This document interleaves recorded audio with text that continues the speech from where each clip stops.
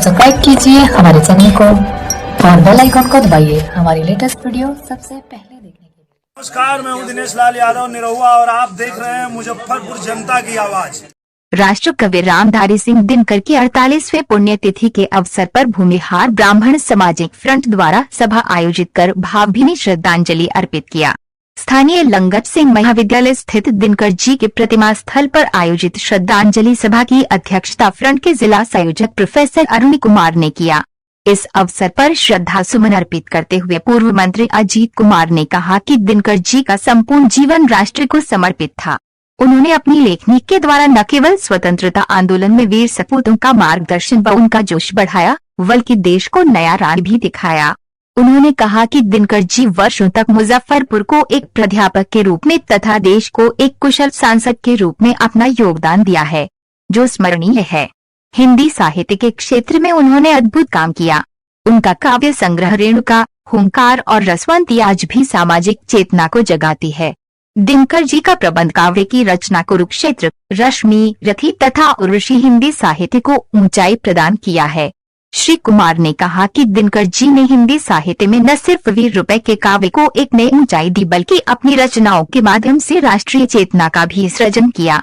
ऐसे में समाज के युवा पीढ़ी के लोगों को उनके जीवन को अपना आदर्श मानकर कार्य करना चाहिए।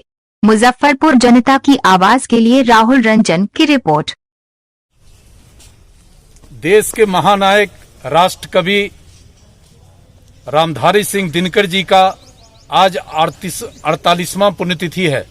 इस अवसर पर भूमिहार ब्राह्मण सामाजिक फ्रंट के द्वारा स्थानीय लंगट सिंह स्थित महाविद्यालय में स्थापित उनके प्रतिमा पर पुष्प अर्पित कर उन्हें नमन किया गया है।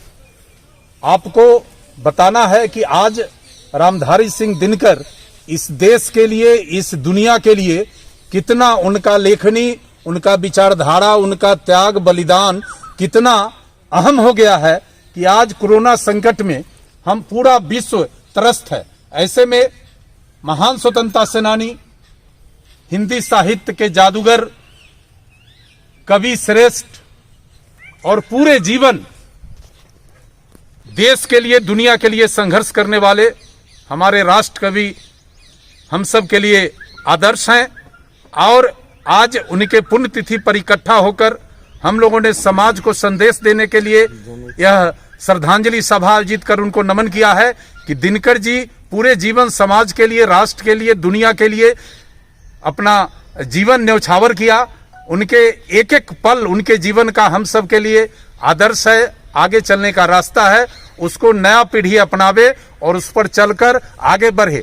आपको मालूम है कि स्वतंत्रता आंदोलन में अपने लेखनी के माध्यम से अब हमारे वीर शहीद पुरखों को उन्होंने उत्साहित करके रास्ता बताने का काम किया।